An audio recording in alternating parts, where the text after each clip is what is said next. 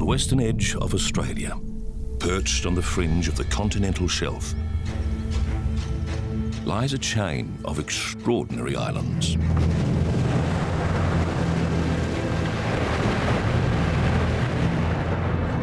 The islands and their waters teem with life.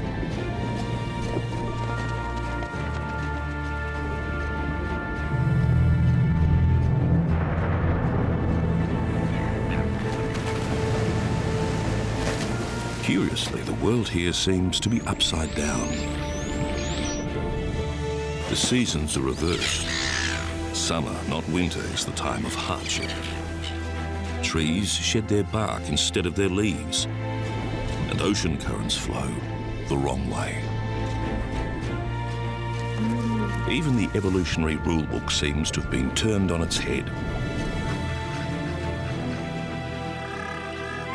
One island in the chain has become an unlikely stronghold for penguins, and another for deadly tiger snakes, both of which would appear to be totally out of place. But the most remarkable island is the realm of the quokka, a small wallaby species found in Western Australia and nowhere else on the planet. Quokkas are famously known as the happiest animal on Earth, but in this series, their secret real lives will be revealed. How they survive prolonged drought, crippling food shortages, have evolved extraordinary breeding strategies, and the surprising violence of the fight to ensure the survival of their dynasty.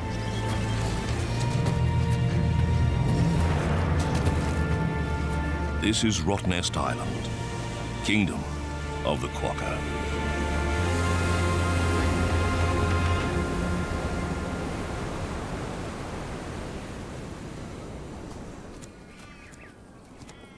The story of Rottnest is inextricably linked to the Quokkas. They even gave the island its name. Although the name Quokka actually comes from the local Aboriginal Noongar word, when Dutch explorer Willem de Vlaming visited the island in 1696, he mistook the Quokkas for giant rats and named the island Rottnest, meaning rat's nest in the Dutch language of the time.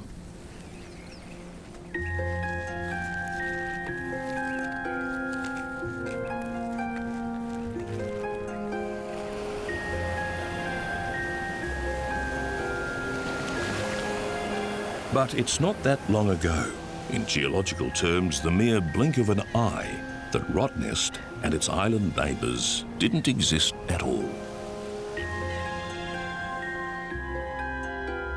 Just 7,000 years ago, the islands were still part of the mainland.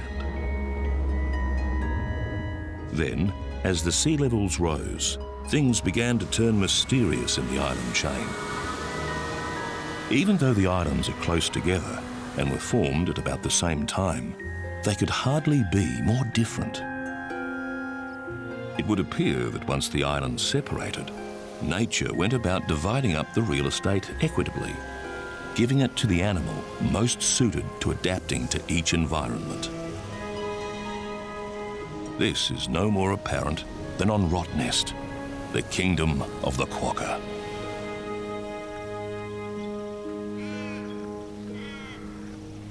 If you research quokkas, you'll most likely find them described as the happiest animal on Earth. Probably because their faces often appear to be smiling. But the truth is that these little creatures, only about the size of a domestic cat, are contenders for the title of the toughest animal on Earth, because all the odds here are against them. Evolutionary theory says that isolated island populations are more vulnerable to factors that lead to extinction. The quokkas defy that theory. Quokkas are unique to Western Australia, and on the mainland, they're one of Australia's most vulnerable marsupials. But on Rottnest, they thrive. More than 10,000 live here, making this tiny island home to well over half the world population. To compound things, the Quokkas live in conditions that would actually appear to be a barrier to their well-being.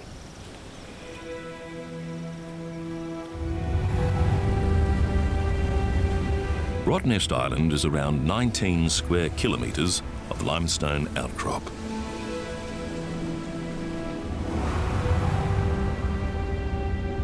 Inland, the main habitats are wetlands centred on salt lakes in the northeast.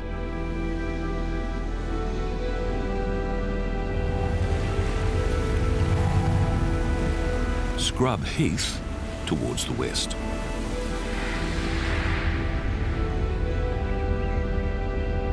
And woodlands in the centre.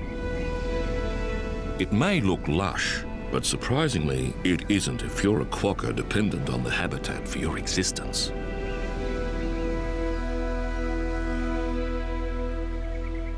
The life of quokkas has never been filmed so closely.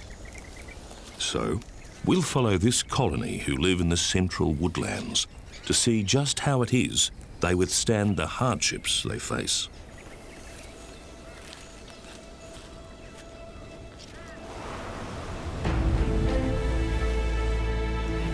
Life on Rottnest Island may be difficult, but offshore, it's a different story.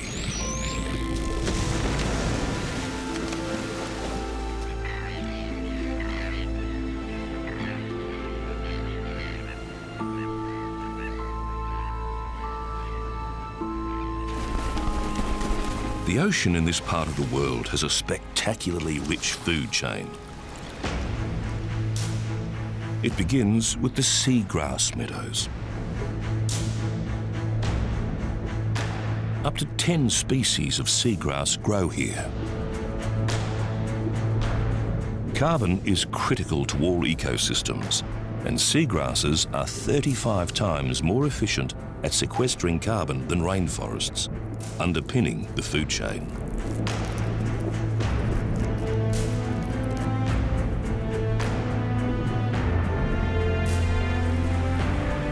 The key to all of this is the Leeuwin current. In keeping with this unusual place, the Leeuwin current is upside down. Everywhere else in the world, currents on the western edge of a continent are either cold or flow north. The Leeuwin current is warm and flows south.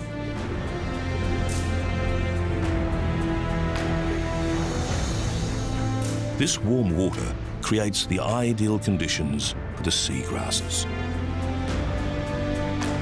It even allows tropical corals to grow this far south.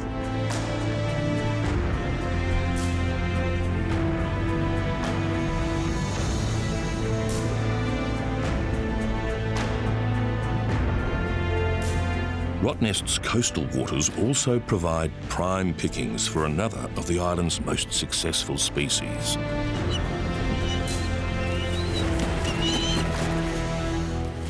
Ospreys. Like the quokkas, ospreys on Rottnest Island buck the evolutionary trend, with a population density here 10 times that of the nearby mainland.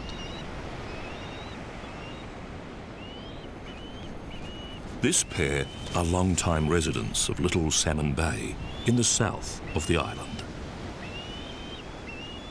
Ospreys are supremely adapted to hunting fish from the air.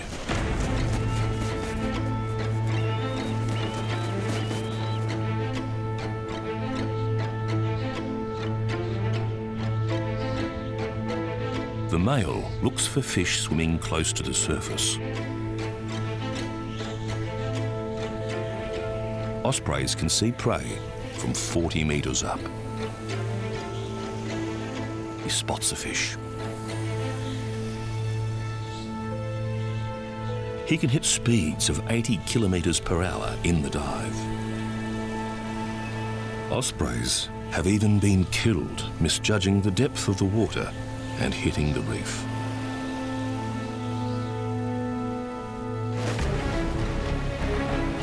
he completely submerges.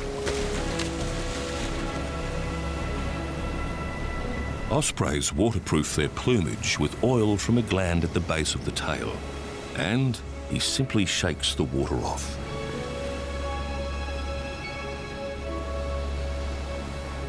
The osprey's talons are extraordinary fishing tools.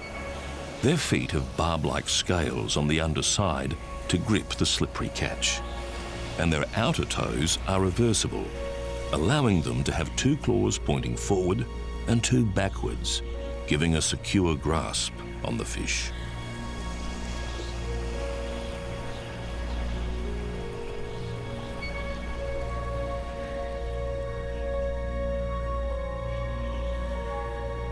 Unlike most other raptors, ospreys are very careful about aerodynamics. So to help, in flight, they align the fish with its head forward.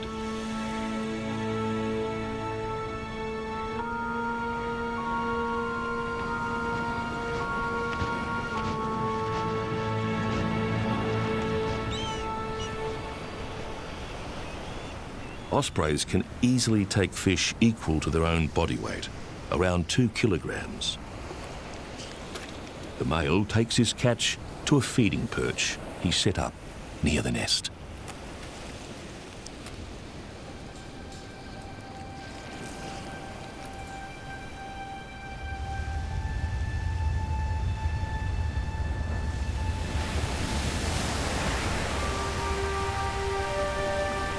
Rottnest is the jewel in the crown, but the animals of the rest of the island chain are also strange and unlikely.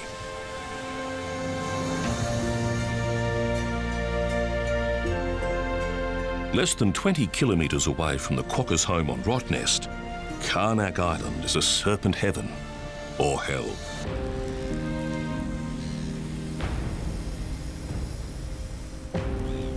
The island is small, only 16 hectares in area. Yet it's estimated 400 to 500 deadly tiger snakes live here, giving it one of the highest densities of venomous snakes on Earth.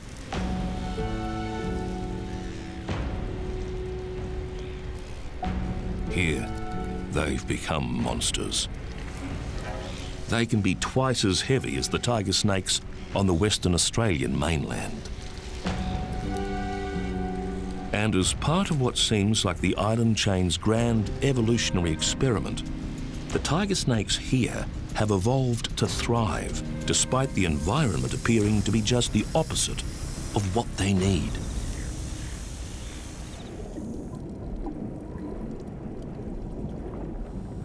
Karnak's remarkable residents also include a population of native Australian sea lions. This is the rarest sea lion species in the world, and the only one found solely in Australia. Karnak is the ultimate sea lion bachelor pad. All the animals found here are males. They use the island as a haul-out during the non-breeding season.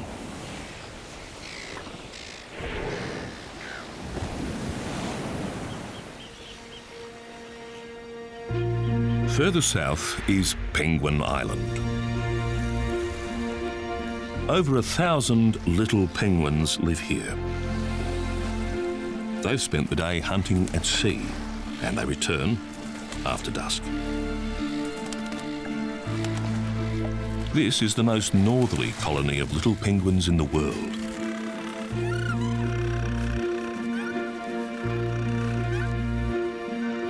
Perhaps their most spectacular evolution allows a bird apparently designed for the frigid Antarctic to survive summers of 40-degree-plus heat.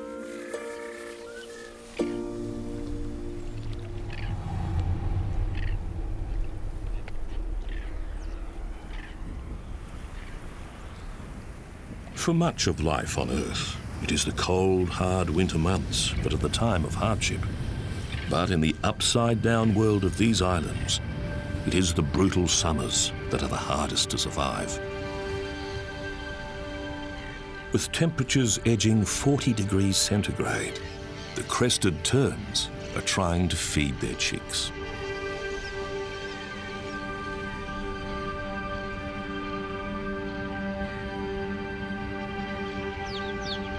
It's a scene of chaos.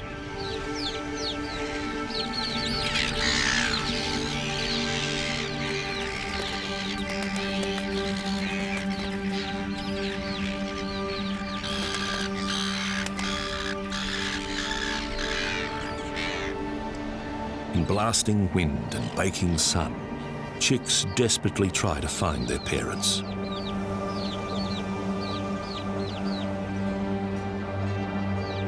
If they approach the wrong adult, they are brutally turned away.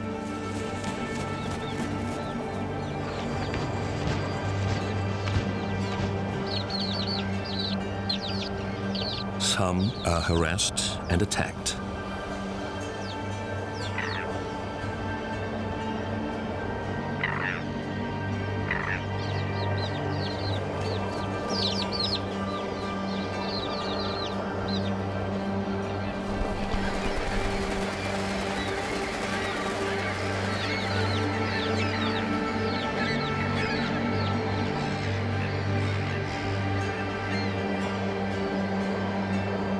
Over the course of the day, many will die.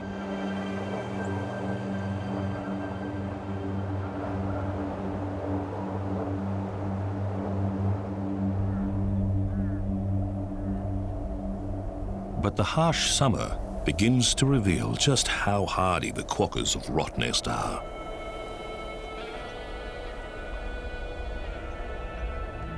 The summer heat destroys the most precious commodity of life, water. As the water in their home range dries up, the woodland Quokkas begin to feel the pinch.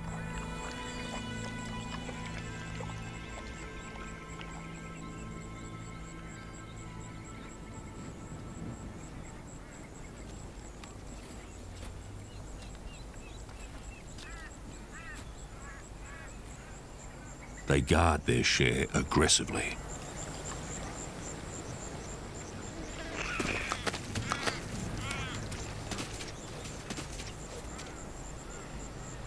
Thirst makes even the joeys arc up,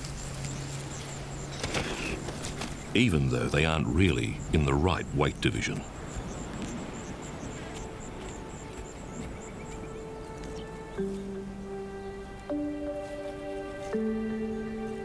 As the daytime heat becomes unbearable, the Quokkas seek shelter and try to sleep through it. Quokkas are mainly nocturnal, and at nightfall, they'll head out in search of water. They'll travel unseen, using runs and tunnels they've worn through the woodlands.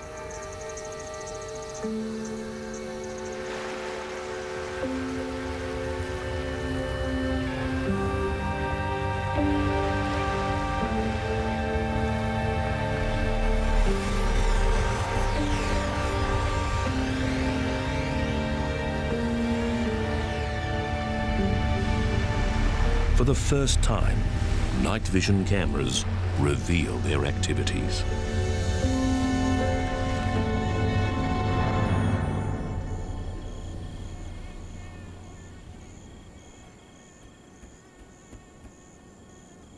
The woodland Quokkas have travelled to the edge of the salt lake. Here, they've uncovered a freshwater seep.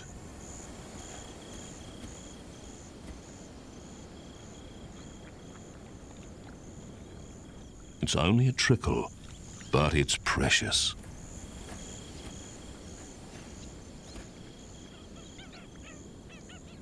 The fights for a fair share continue.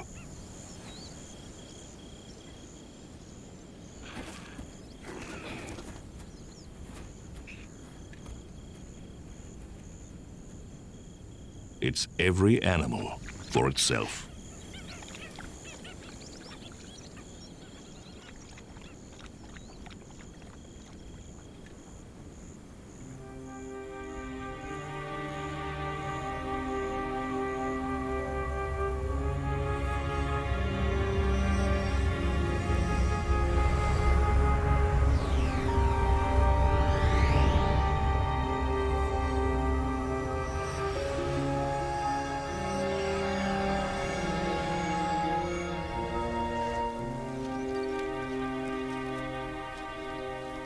This quokka continues its quest for water into the day.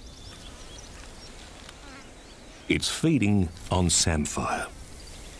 At this time of the year, samphire is a poor source of nutrition, but it's a succulent, so each mouthful contains a small amount of water.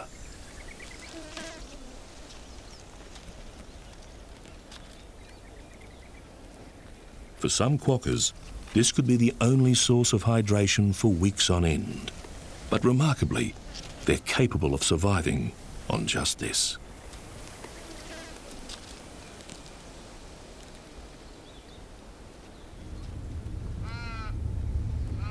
As the summer wears on, things become increasingly desperate. The quokkas are back on the edge of the salt lake looking for fresh water. But the seeps have dried up.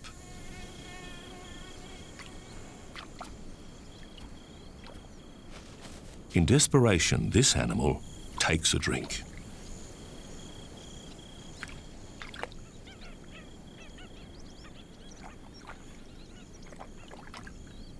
It could be trying to sift out a fresh water layer floating on the surface.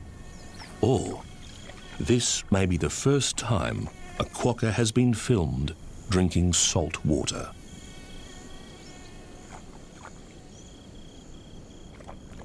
If the quokka is drinking salt water, it shows just how resilient the little creatures must be.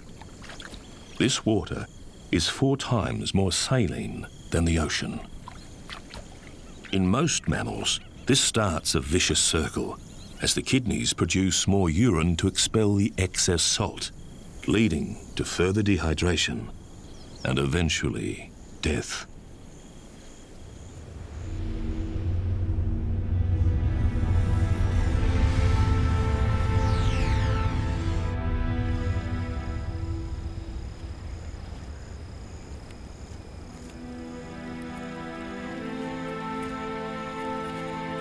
It's not only drinking water that's scarce. Food is a problem for quokkas all year round. The island's poor salt-laden soil means the plants lack nutrition.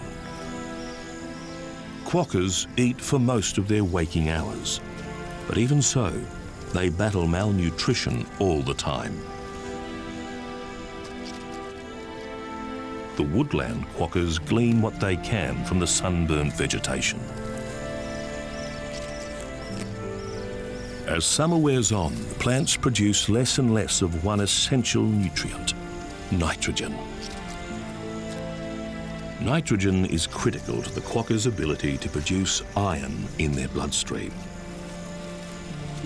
As nitrogen levels drop, the lack of iron results in many of the animals developing acute anemia, and mortality rates in the quokkas shoot up at this time of year. Nearby, an older joey is sleeping fitfully.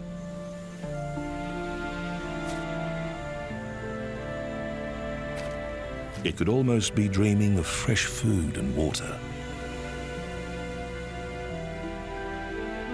Now severely anemic, this animal is one of those at the highest risk.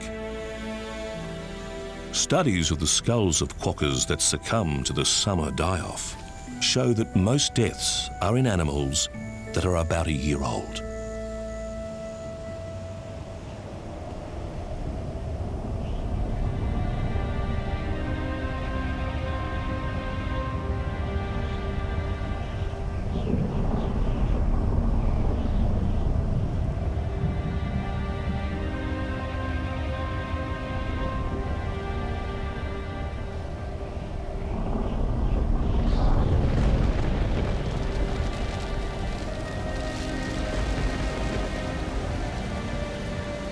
A sudden rainstorm lashes Rottnest.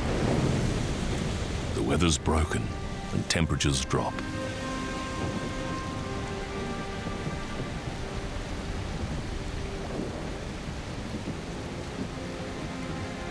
The quokkas are now at their lowest ebb.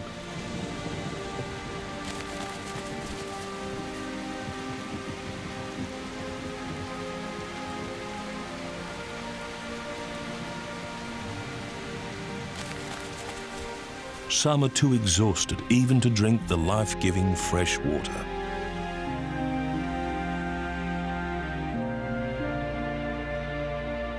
Many won't make it.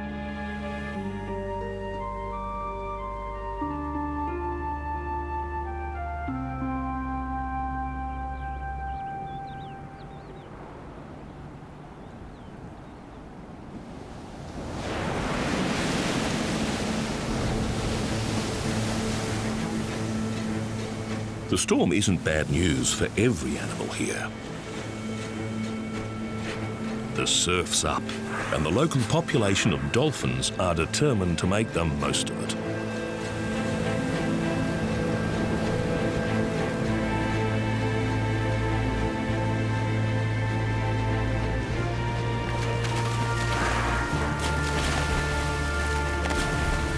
They don't appear to do this for any purpose. Like humans, it's just for the fun of it.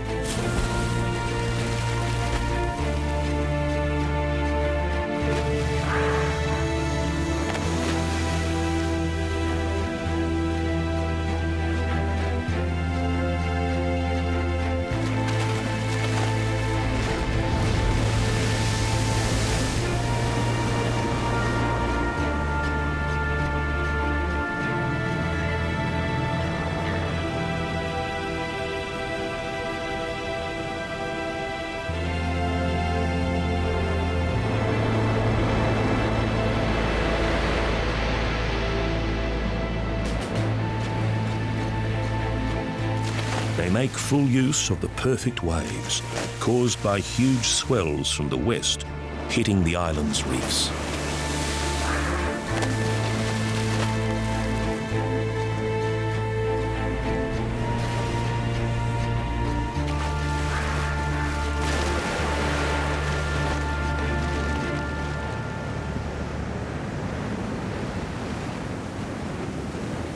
The cooler weather signals the start of the breeding season. The ospreys are busy rebuilding and repairing their nest stack. The birds pair for life and reuse their nest stack each year. Over 2 meters round and 1 meter tall, this one has probably been used by many pairs and could be 75 years old. But they also have a problem. Last year's chick, now a fully grown juvenile, is reluctant to leave their side. The pair won't want it around when the breeding season starts, and there's no need for it to stay here. The juvenile is now a successful hunter in its own right and is perfectly self-sufficient. Eventually, the male's patience runs out and he's forced to take action.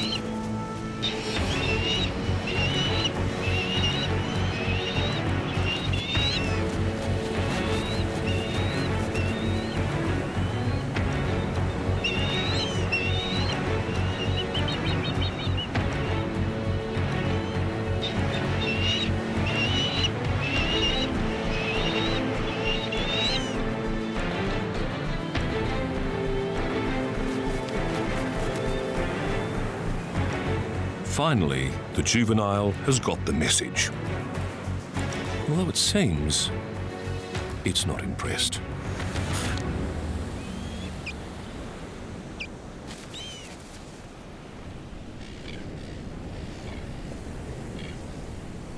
At Karnak Island, the Australian sea lions are also getting ready for the breeding season.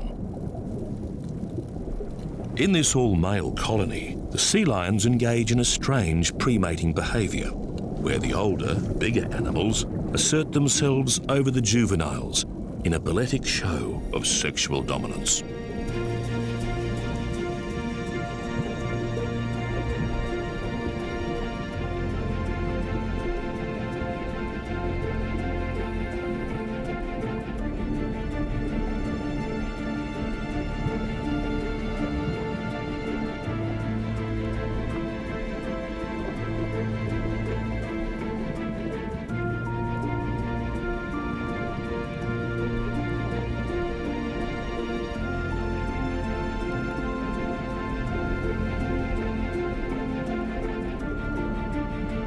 They don't mate here. They'll migrate to join the females at their breeding islands about 200 kilometres north, staying there for 4 or 5 months.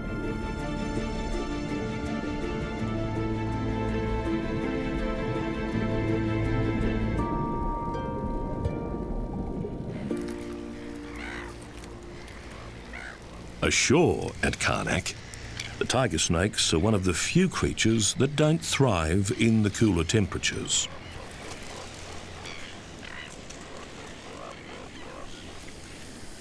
They are preparing to brumate, a period of dormancy similar to hibernation in mammals, but in reptiles, it doesn't involve a long period of uninterrupted sleep. It's not known how or when the tiger snakes came to Karnak. They may have swum here or been isolated when the sea rose. One story goes that a snake showman called Rocky Vane released the first tiger snakes here in the early 1900s after his wife was bitten and died. If they really have only been here just over a century, their adaptation to this environment has been meteoric. On the mainland, tiger snakes commonly live and get most of their food in wetlands, but there is almost no fresh water here. To have been able to adapt swiftly enough to survive this lack of water, the tiger snakes have shown remarkable physiological and behavioural flexibility.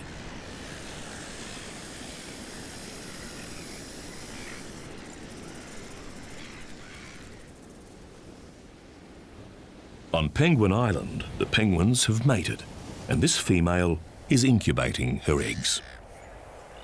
Little penguins usually establish a secure burrow to nest in, but these have chosen a nest box placed here by researchers.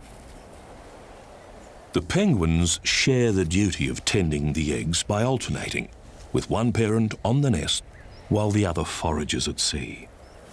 The female is waiting for her partner to come back, so that she can take her turn at sea to feed.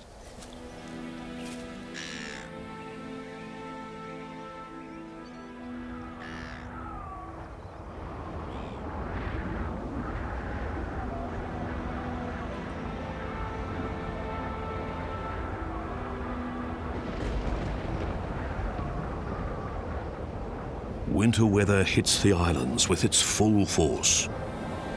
Exposed on 3 sides, these islands are some of the windiest places in Australia.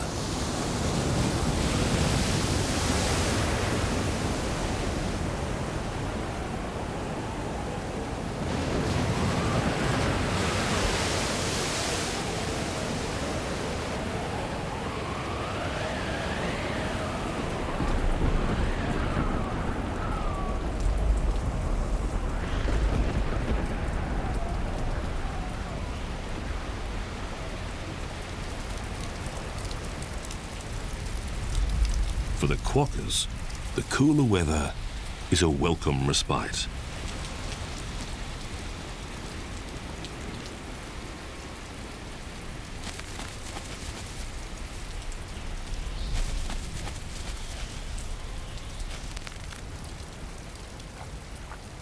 Now, at least, they have water.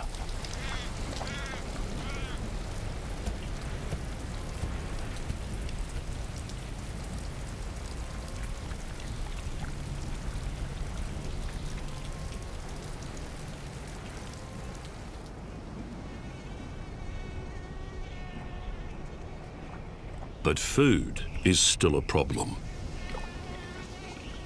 In winter, less sunlight reduces photosynthesis in plants. Despite the water encouraging the plants to grow, they're no more nutritious. So, the hardy little quokkas have adopted ways of foraging that are unusual to most marsupials.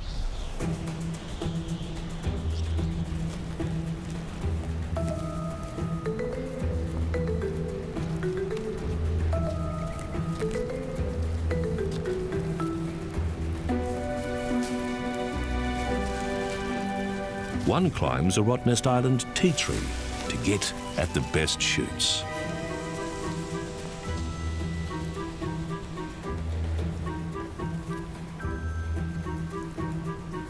It seems quite at home up here. It's been suggested that quokkas belong to the same family as tree kangaroos, but separated by the entire continent, the nearest wild tree kangaroo population is almost 3,500 kilometres away. If they are related, it becomes even more of a mystery as to how the quokkas ended up isolated in this corner of southwest Australia.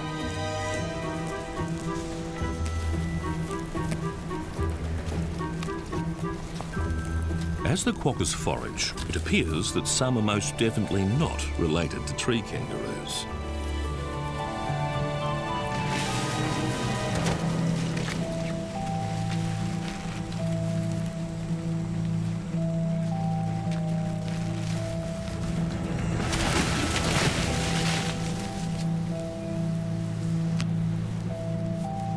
Quokkas have another trick up their sleeves to get maximum nutrition from the plants.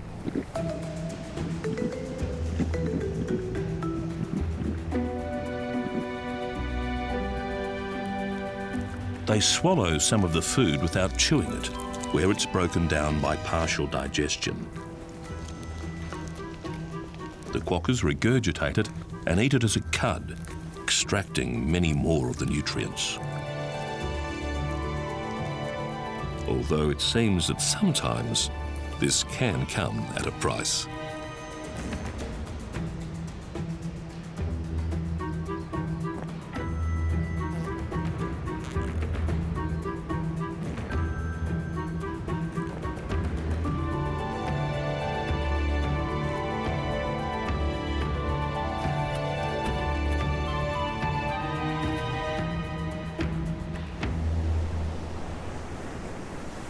In the waters off Rottnest, this is a spectacular time of year.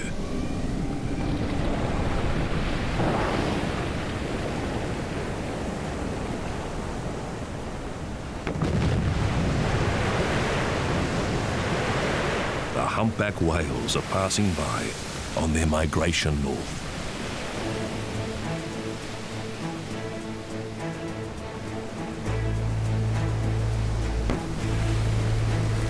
They've spent the summer feeding in Antarctica, and they're now heading for the breeding and birthing grounds off the Kimberley coast of northwestern Australia. A round trip of 13,000 kilometres.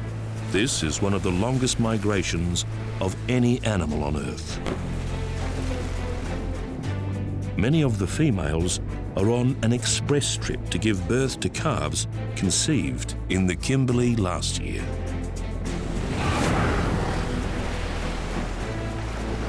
But the rest of the adult whales are on a mission to find a mate.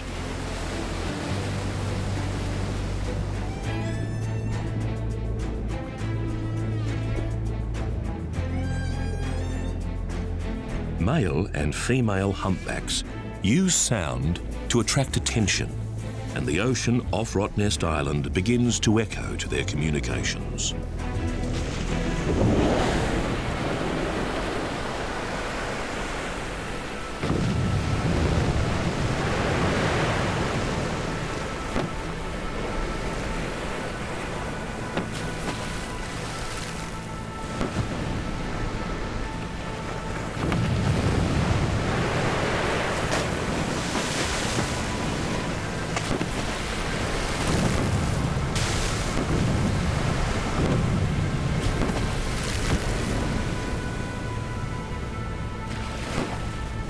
These huge percussive sounds travel great distances under the water.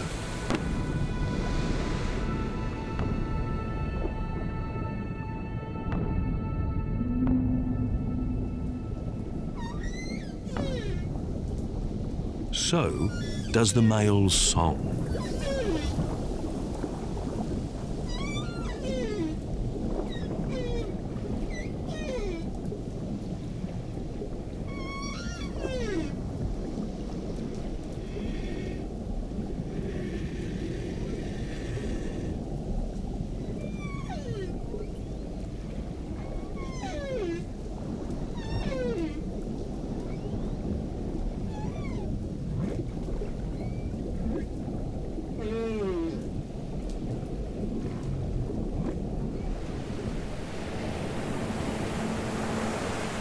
Some of the whales have paired up.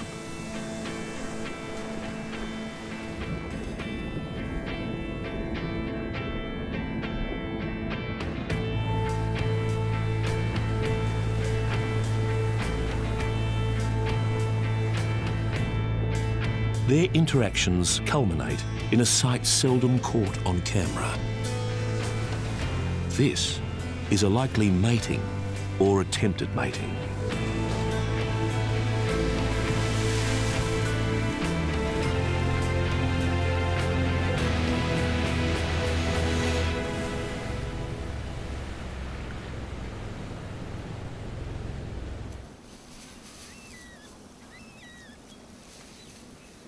The woodland quokkas are also ready to breed.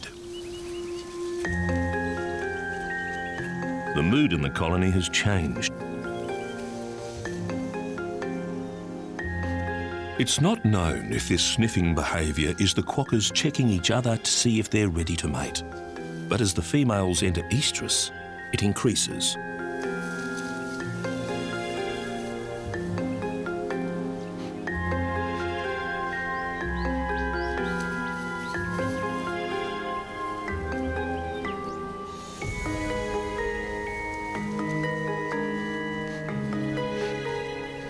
The males begin to signal their readiness to mate by marking anything they can find with urine.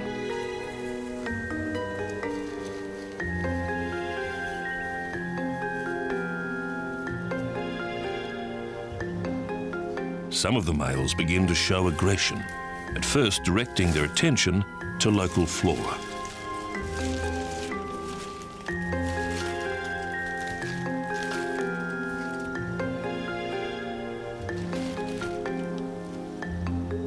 As the time for mating gets closer, the males begin a struggle for dominance. And they turn their aggression on each other.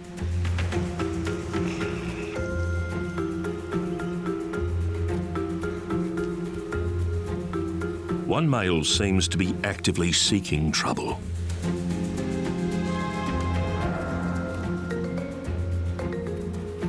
Eventually, it really kicks off.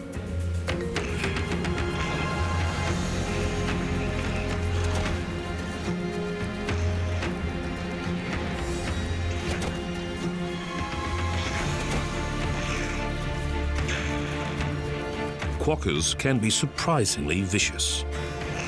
A favoured method of attack is to latch on tight with their teeth and then claw away at their victim.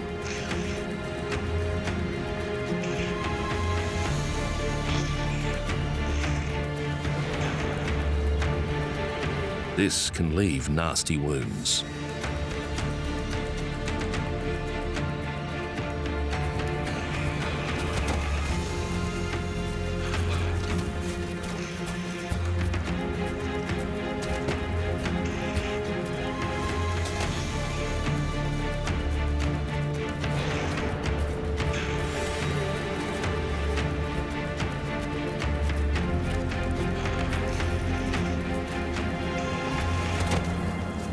Other animals simply fight, like little furry ninjas.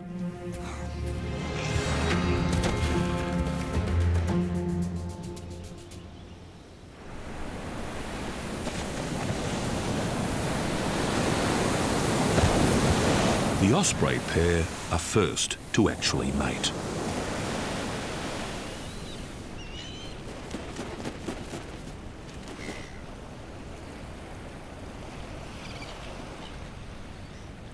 Nobody understands exactly why, but they don't mate in the main nest stack.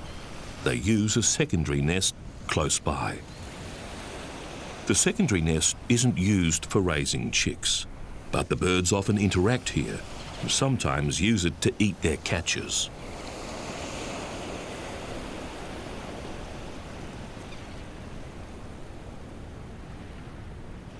In about a month, the female will lay 2 to 3 eggs. Although they've successfully mated, the Osprey pair continue to mock mate. The male lands on the female with his talons carefully clenched so he doesn't injure her. It's thought that this reaffirms their lifelong bond.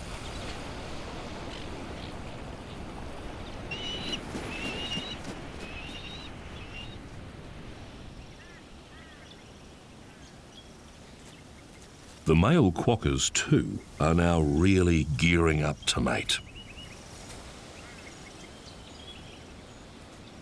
They begin to follow the females closely.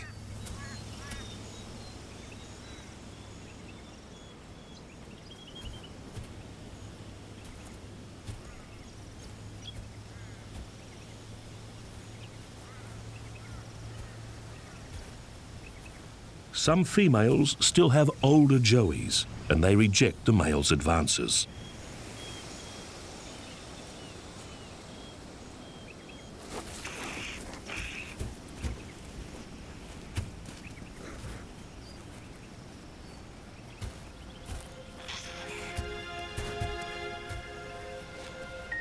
Other males doggedly continue to pursue a female.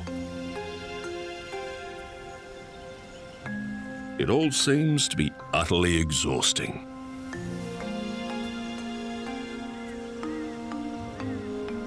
Apparently, the strain has become too much for this male, and he falls asleep on the job.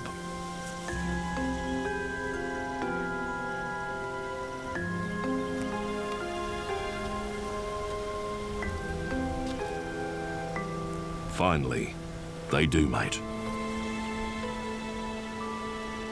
If the mating is successful, in 27 days' time, the female will give birth to a single joey.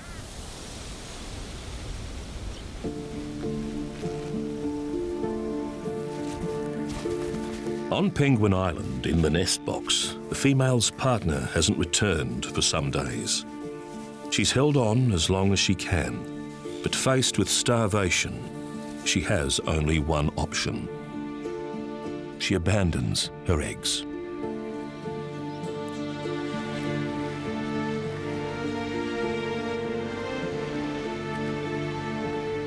She heads out to sea to feed and ensure her own survival. The eggs will not survive.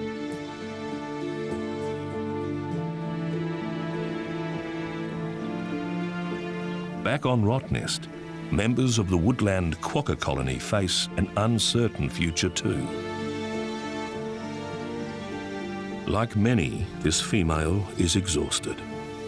The mating season is grueling, and her body condition will deteriorate further in the lead up to giving birth. It'll be a battle to survive the rest of the winter. Only time will tell how many make it.